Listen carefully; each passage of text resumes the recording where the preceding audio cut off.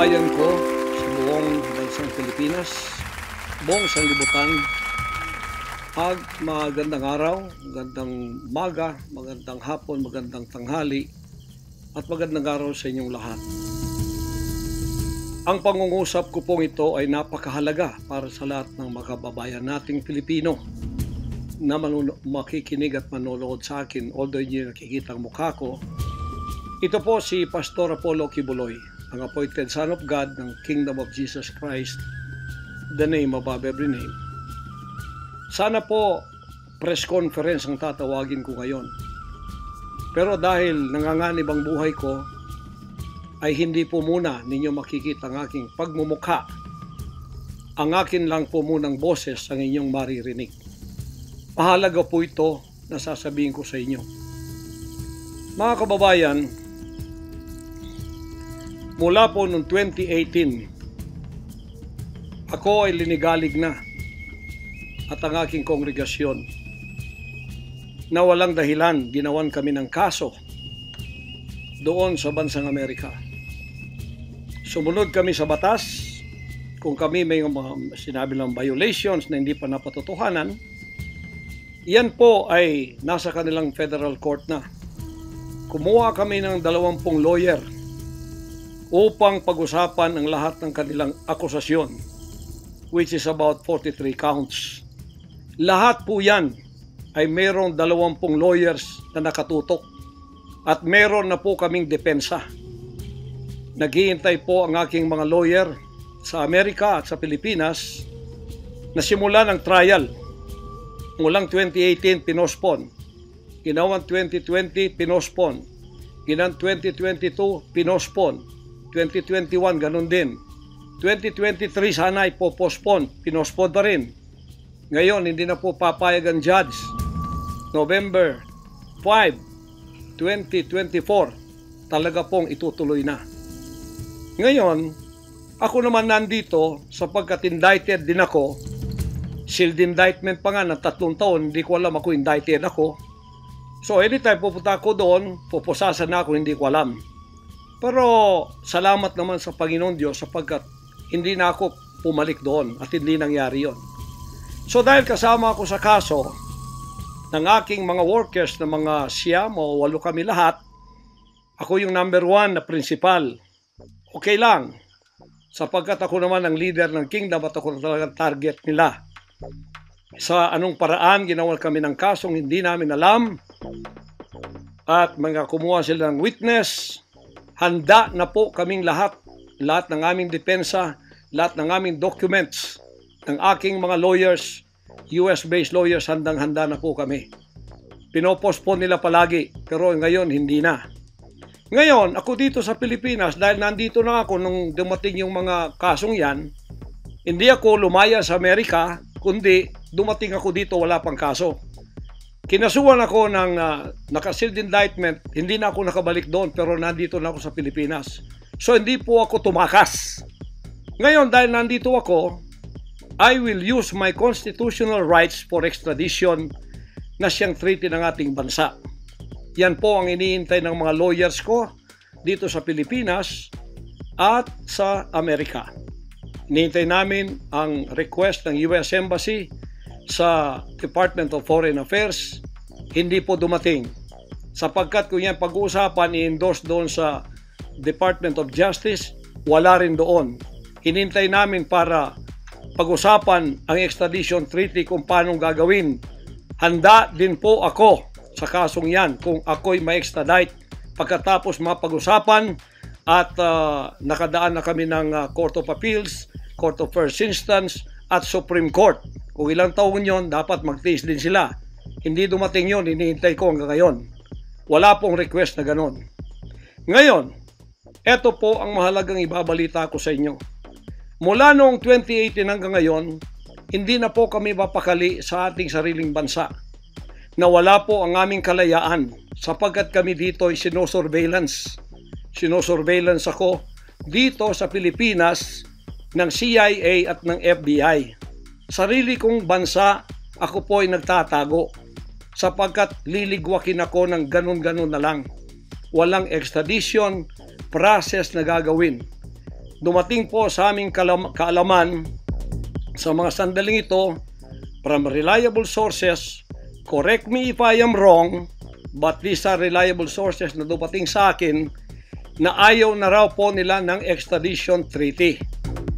Ang kanila daw pong gagawin ng CIA, ng FBI, ng US Embassy at State Department, kasabwat ng ating gobyerno, ng Pangulong Marcos at ng First Lady at kung sino pa man ang nasa gobyerno, ako ay rendition ng kanilang gagawin. Ang rendition, ang ibig sabihin po, anumang oras pwede lang pasukin ang aking compound at ako ay kidnapin. It's not only rendition but also elimination. If it is possible, pwede nila akong i-assassinate. So, nandun po sa dalawang yun. Kidnapping or assassination. Killing talaga, murder. Yun po ang dumating na balita sa akin ngayon from reliable sources. Kaya, mulang 2018, alam na po namin na may gagawin sila. Hindi lang namin alam kung paano sapagkat ang iniintay namin ay extradition sapagkat yun ang treaty natin. Ngayon, ito pong gagawin nila dahil hindi na sila dadaan doon ay illegal. Kidnapping or elimination or assassination. Di po ba sa atang sariling bansa ang aking constitutional rights nawala na? Sapagkat ako po ay binigay na sa kamay ng mga banyagang ito ng ating sariling gobyerno ni Pangulong Marcos at ni First Lady Araneta Marcos. Huwag kayong magkaila kung totoo itong sinasabi ko. Angkin ninyo, kung hindi, i-correct ninyo ako. Sapagkat ang buhay ko ngayon ay nanganganib. Kahit mukha ko, hindi ko pwedeng ipakita sa inyo. Sapagkat ako ay binigay na ninyo sa kamay ng mga Amerikano. At gagawin nilang gusto lang gawin sa akin sa aking sariling bansa. Ang aking 11 compounds, araw-gabi, sinosurveillan ng drone. Hindi po kami makatulog, hindi kami mapakali. Baka yung ginawa nila sa amin noong 2020 doon sa Amerika na bigla kaming pinasok, pinaggigibang pintuan, pinaggigibang lahat ng aming pamamahay sa loob, linigwak lahat, ay gagawin nila dito sa aming bansang Pilipinas sa aking mga compound. Saan man po ako naroroon, nandoon sila nakasurveillance sa akin at naghihintay na lang ng tamang pagkakataon upang ako ay kidnapin o kaya patayin o kaya i-assassinate na ganun-ganun na lang para mawala ako dito sa mundong ito. Na kanilang bakit ako naging hadlang, hindi ko alam. Hindi lang po yun mga kababayan, kundi ang aking leaders lahat kasama na sa elimination. Ito pong aking Board of Administrators, senior leaders, lahat po sila ay pwede na rin nilang patayin lahat. At pagkatapos hindi namin alam kung anong plano nila sa buong properties namin sa Kingdom Nation.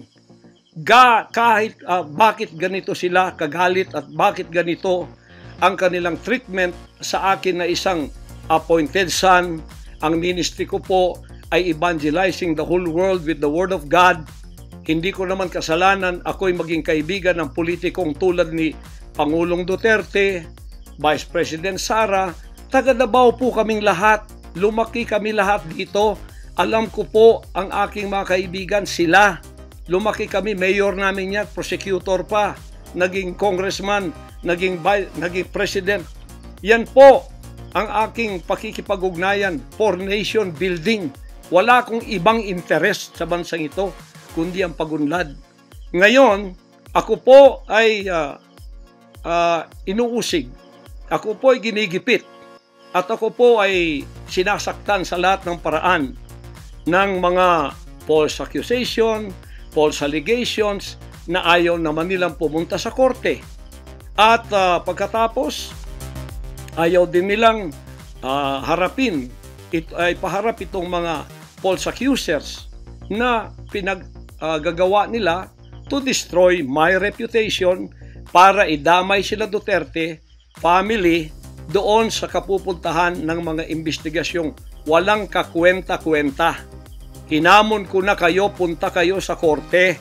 Ayaw ninyo, ikaw, Risa Hontiveros, ikaw, kayong tatlo dyan na nasa kongresong puro leftist. Hinahamon ko kayo, sabi ko, pumunta kayo sa korte sapagkat ang SMNI walang kasalanan, ginurgur ninyo sapagkat idinadawit ninyo kami sa politika.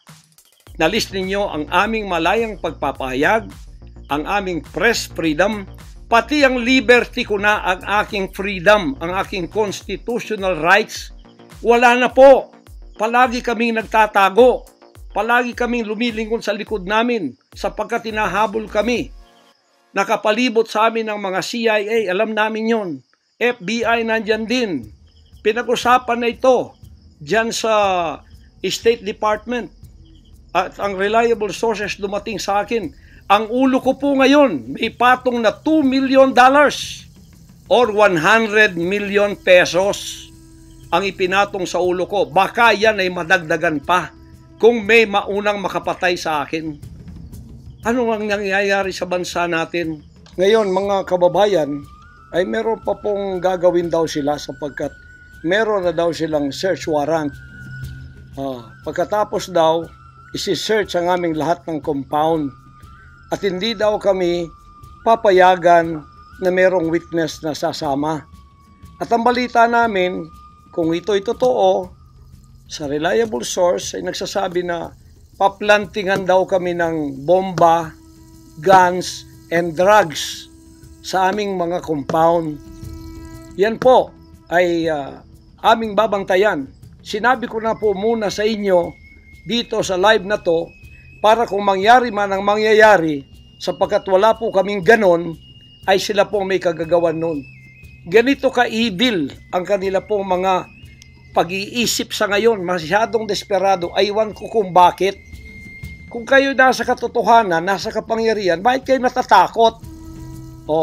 At huwag ninyong pasamahin ang aming mga abogado para sumama sa inyo sa pagsisearch. Kaduda-duda na yon. Hindi po pwede yun. Ano tayo? Bansang Hapon ng panahon ng giyera? Ano to? Panahon ni Hitler? Na wala kaming pwedeng lawyer na sumama sa inyo? Kayo-kayo lang? Pagkatapos, pwede nyo kaming barilin pagka kami nakikipag-usap na kailangang may witness para kamerahan namin ang ginagawa ninyo na wala kayong lusot kung meron kayong gagawin na kabulastugan. At pagkatapos, ipapatong ninyo sa amin. Pagka ito'y totoo, we will resist you. Hindi kami violent, pero hindi kami papayag na wala kaming mga witness na sasama sa inyo. Lawyer at saka barangay captain ang hinihingi namin na magiging witness sa lahat ng search na gagawin ninyo sa lahat ng aming pamamahay, kwarto o kung ano. At may lawyer kaming titingin muna sa inyong dokumento kung ano ang isi-search nyo. Kung anong bahay, kung anong compound, kung ano lang ang dapat nyong gawin at ilang oras. Hindi to open-ended . Kailangan meron sisisi namin ng judge na gumawa ng search warrant na ito pagka hindi ninyo nirespect ang aming constitutional rights. Huwag ninyong tapakan ang aming rights. Hindi din namin tatapakan ng rights ninyo bilang kayo ay nasa batas. Igagalang namin yon. Pero igalang din ninyo kami kasi meron kaming mga narinig na ginawan ninyo ng mga ebidensyang peke. Tinamnan ninyo pagkatapos ipapatong ang kaso sa amin. Religious community po ito. This is a spiritual community.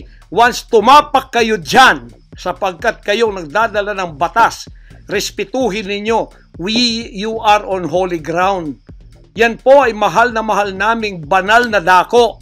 Huwag ninyong lapastanganin. Pero hindi namin kayo pipigilan kapag may search warrant kayo. Pero hindi kami papayag na hindi kami makakasama ng kasama namin, hindi makikialam sa inyo. Titingin lang sa lahat ng gagawin ninyo.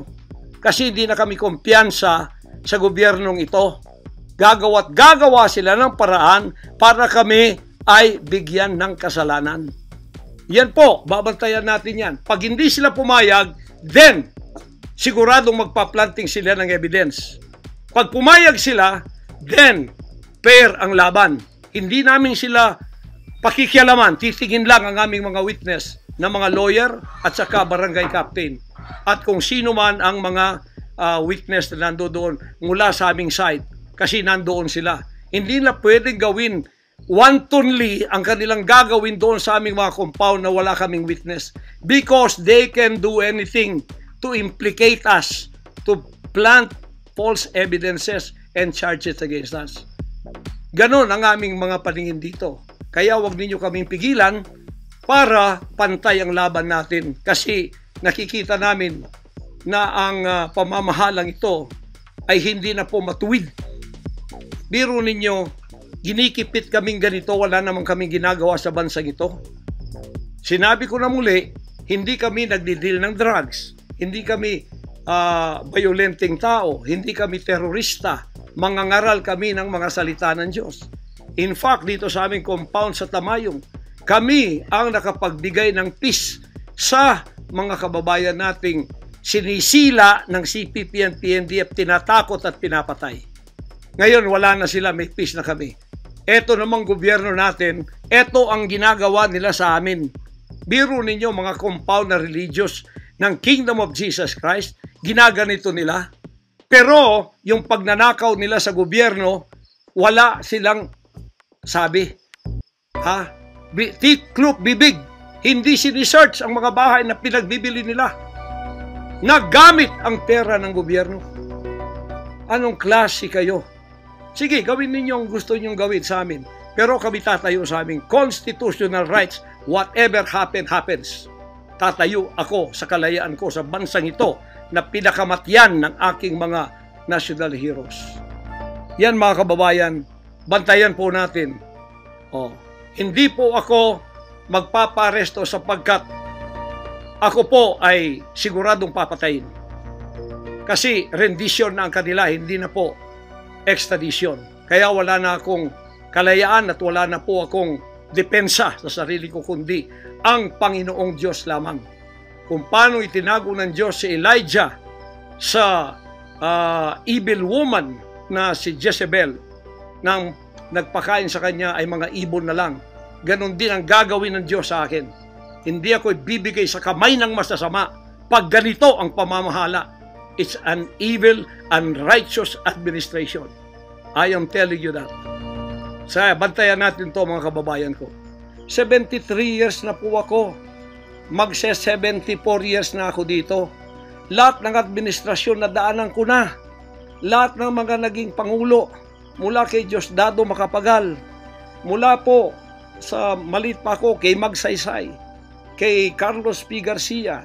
Kay Diosdado Macapagal. Kay Marcos Sr., kay Cory Aquino, pagkatapos kay Ramos, pagkatapos kay Gloria Macapagal, pagkatapos kay Erap, pagkatapos kay Ramos, pagkatapos si Aquino, Noynoy, pagkatapos ang ating Pangulong Duterte.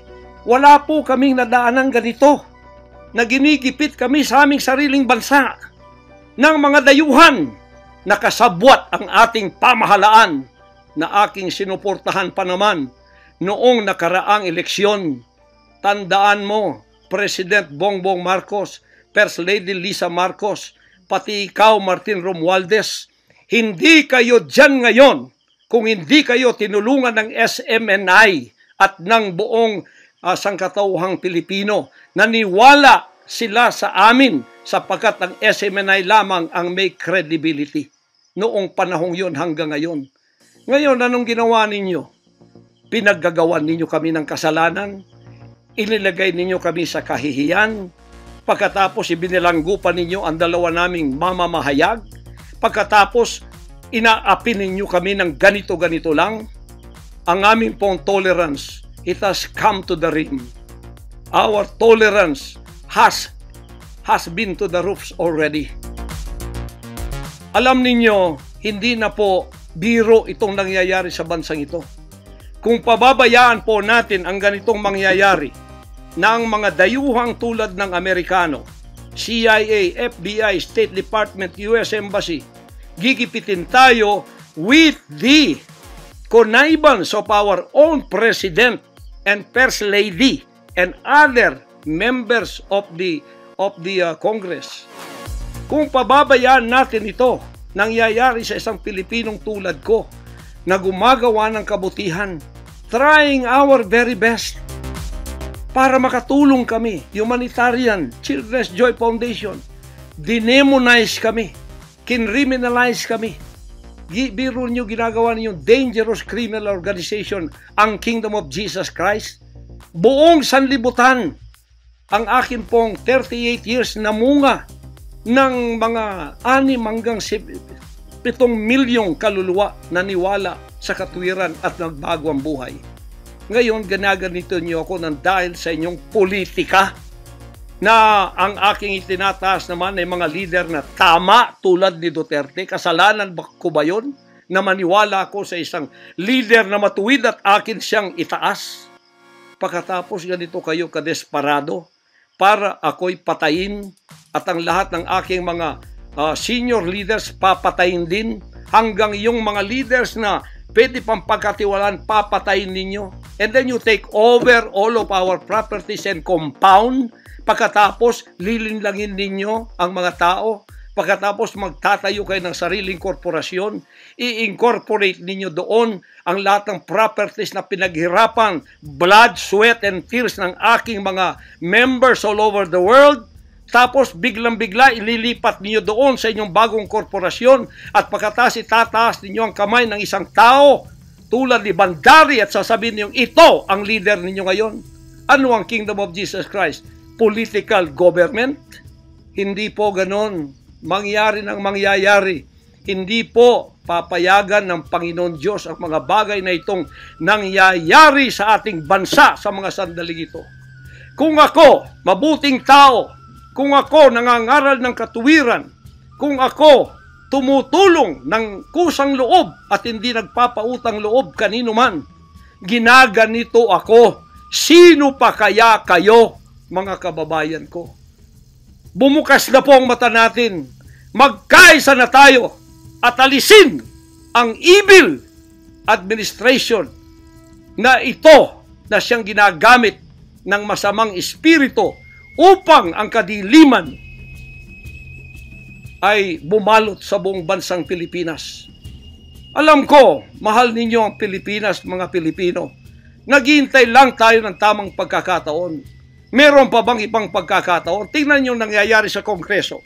Tingnan ninyong korupsyon. Tingnan ninyong droga. Mismong ating presidente, mismong kanyang pamilya, inakusahang druggists, inakusahang mga drug addicts. Wala tayong ginagawa. Mismong Pangulong Duterte na nagsabi niyan. Mismong naririnig natin araw-araw, durugista siya. Pagkatapos, kami pa ngayon ang inaapi-api sa aming paglilingkod. Pagkatapos sila ay mga kriminal na nakaupo dahil may kapangyarihan. Kami ngayon ang liligwakin nila. Hindi ba yan karumal-dumal sa harap ng ating Panginoon Diyos? Hindi ba yan ay isang pamamahalang hindi tama? Si Nebukadnezar, pinakain ng damot, ginawa siyang hayop. Ang kanyang anak si Belshazzar, nakakita ng handwriting on the wall. Pagkatapos, inalis ang kaharian sa kanya at ibinigay kung sino ang magiging matuwid na haharap sa Panginoon Diyos. Anong tingin ninyo sa akin bilang pastor? Dinemonize. Ang reputasyon ko pinagsisira. Ngayon, hindi na ako buhay. I am a living dead. Kung walang Panginoon Diyos sa akin, pinatay na ako sapagkat lahat ng gadgets nasa sa kanila. Lahat ng gadgets ng Amerikanong yan nasa sa kanila. CIA, FBI, at sino pa ang kanilang mga galamay dito na pinagbibili na nila. Ako, hindi ako drug lord. Ni minsan hindi ako nakatikim ng droga. Mulang-mula pa, inialay na ako ng aking ama na maging isang ministro ng banal na kasulatan. Hanggang ako'y lumaki, hanggang ako'y naging 74 years old, hindi ko po na-enjoy ang aking kabataan sapagkat hindi ako nagliwaliw. Ako po'y nangaral. 50 years na akong nangangaral. 38 years in the kingdom ministry. Ni isang sigarilyo hindi tumama sa bibig ko. Ni maliit na bisyo hindi ko pinasok. Ako po ay hindi nag-asawa. Ngayon, inaakusahan ako ng napakaraming babae. Ito po ang kasalanan ko. Pinayaman ako ng Panginoon Diyos, akala nila sa akin. Single ako, kaya pinag-aagawan ako. Pagkatapos na ako ay maghihindi, mapapahiya, ibabaliktad nila sa akin. Yan ang tinatawag kong Potiphar's wife syndrome. Hindi po ako nagsasalita ng ganito kasi mapahiya ang mga babaeng yan. Nag-aagawan sila. Mahirap man sabihin. Pinag-aagawan nila ako. Dahil nananawagan sa mga magulang, mayaman na tayo pag nangyari ito. Sabi ko, hindi mangyayari yan kasi dedicated ako eh.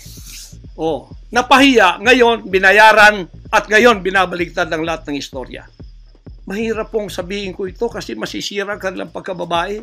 Napilitan lamang ako sapagkat ang buhay ko po ay nanganganib. Anytime pwede na akong kidnapin kung nakita ang aking lair, ang aking hideout. Anytime pwede na akong ligwakin.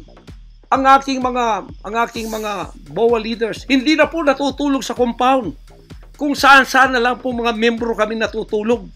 Doon sa mga payak na mga bahay, doon sa mga bahay na hindi kilala. Sapagkat lahat po kami nakalista na, napapatayin, gugurgurin. Wala po silang takot kasi nasa kanila daw ang kapangyarihan.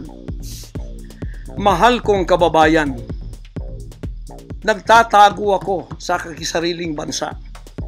Sariling mga compound namin na pinaghirapan. Hanggang kami na ako saan nagpapalimos. Pero yung amin pong sinusulisit, tingnan ninyo ang humanitarian na ginagawa namin. Ni 5 wala kaming ninanakaw. Yung mga volunteers ko, walang sweldo. Araw at gabi. Sapagat nakikita namin ang mga kabataang Pilipino, pinabayaan ng mga politikong yan. Kami po nagsasacrifice para mapakain sila, mapaaral na wala pong bayad. Pagkatapos, ang kababayan nating nalipusta, kalamidad, walang tumutulong. Kung may tumutulong man, politika at may kabayaran. Nagtitiis po kami sa mga pag-alipusta. Sa paninira, inaangkin namin yung kasi malaki ang ganti namin sa langit. Ngunit pagka nakasalalay na ang ating mga kalayaan, lalo na sa kamay ng mga banyagang ito, na wala naman tayong ginawang masama sa kanila, tumutulong pa ako sa Amerikang yan. Nagdodonate ako doon sa malalayong lugar tulad ng Apalachian na hindi nakapag-aral ang mga bata. Bumili kami ng napakalaking library para sila'y makapag-aral. Mga Amerikano po yan. Kinikilala ba nila yon? Kung nagseselo sila sapagkat ako'y umusbong sa bansang Amerika, problema na po nila yon. Kung ako'y binigyan ng ama ng isang sasakyang panghimpapawid para hindi ako ma-delay sa aking worldwide na gawain, kasalanan ko ba yun? Kung ako binigyan ng pampalipad na helicopter dito para mapuntahan ko lahat ng aking satellite sa buong Mindanao, Pilipinas, kasalanan ko ba yun? Kasalanan ko ba na ako'y magkaroon paralan para makapag-aral ang mga bata na walang bayad? Kasalanan ko bang mayroong SMNI para hindi mabayaran? At pagkatapos itong salot na CPP-NPA na marami pinatay ng mga members ko, ministro, at iba pang mga inosenteng Pilipino for 54 years ay magsasalita ng katotohanan na hindi natatakot. Ngayon kami ang tinatakot ninyo, nililigwak ninyo. Anong klase kayo? Kung hindi kayo tatayo ngayon, mga kababayan ko, sapagkat ako'y living dead na, wala nang kwenta itong buhay ko, iaalay ko ito sa bansang Pilipinas. Ako ang mamumuno upang tayo ay magkaroon ng kalayaang muli. Unang-una sa akin, sa aking kababayan, sa Kingdom Nation, sa aking mga leaders na papatayin din, at sa lahat ng Pilipino nagmamahal ng kalayaan. Tatayo ako! At ako ang mamumuno sa bansa ito para sa katwiran at takot sa Diyos, para ibalik ang ating kalayaan at ang ating kaligtasan mula sa kamay ng mga banyaga na pinakamatyan ni Rizal, nila Bonifacio. Gayon ang panahon ng pagtayo. Ayaw ko pong gawin ito. Hindi ako politiko. Ang misyon ko ay isang pastor, isang alagad ng Diyos. Appointed son, magligtas ng kaluluwa. Ngunit hindi nyo kinilala yon. At ngayon, sinisikil ninyo ang aming kalayaan na ma-enjoy namin ang labor namin for 38 years. Blood, sweat, and tears. Ang gabi, ginagawa naming araw. Hindi kami nagmolestiyan ng ibang tao. Lumago ang bansang Korean. Ngayon, you are envying and jealousy. Gusto niyo kaming i-put down. Mapipilitan akong pupunta at mamumuno sa bansang ito para sa katuwiran. Sasabihin ko sa inyo, pag ito'y kalooban ng Diyos, gagawin ko. Ngayon din, sapagkat ang buhay ko ay wala ng kwenta. Papatayin din naman nila ako. Ngayon, tatayo na ako para sa kalayan nating lahat. Mahal kong mga kababayan, ito po ang mahalagang mensahe ko sa inyo sa mga sandaling ito. Hindi ko po uurungan ang sinumang gumagapi sa bansa ko at sa aking kalayaan na ako mismo nagtatago sa aking sariling bansa within 74 years. Hindi po nangyari ito ngayon lang. Pangulong Bongbong Marcos, akala ko matuwid ka na tao. Ikaw, First Lady, akala ko matuwid kang tao. Totoo ba yung ginagawa ninyo riyan na meron kayong mga sex orgies at meron kayong mga drug session na nagliligwak kayo ng drug, sumisingot kayo ng drug habang nagsesex orgies kayo? Totoo ba ito? Totoo bang kayo ay may mga session ng nagarkila kayo ng mga voodoo expert from Africa, pagkatapos mga witchcraft sa India, at ang inyong session Martes, at pagkatapos Biyernes dyan sa Malacanang upang inyong aswagin, i-witchcraft ako, Vice President Sara, at Pangulong Digong, at ang lahat ng tutol sa inyong paglilingkod. Biro ninyo, naging demons na kayo. Nag-devil worship na kayo kung totoo man ito. Nag-devil worship na kayo kung totoo man ito. Para lang kayo ay manatili sa kapangyarihan. Para lang kayo ay humawak ng aming pera ang hindi ninyo pinaghirapan. Kami po ay nagbibigay ng taxes. Lahat ng aking kingdom materials from China, may taxes lahat yan!